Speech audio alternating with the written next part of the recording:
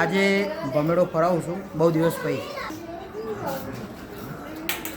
આજે ભમેડો ફરાવું છું બહુ દિવસ પછી. કેમ કે તે દિવસે જોયો તો એ માનસી ફરાવતી હતી. આજે હું તમને ફરાઈને બતાવીશ. નાનપણની યાદી બોલ ને. ભમેડો ફરે હવે તમને આ બાજુ પકડો. હવે તમને ડાયરેક્ટ હાથમાં ભમેડો લઈને ફરાવીશ.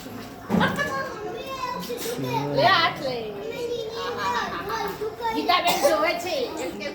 ચલો ભાઈ બોલો. એક નેચરલ ગોલા.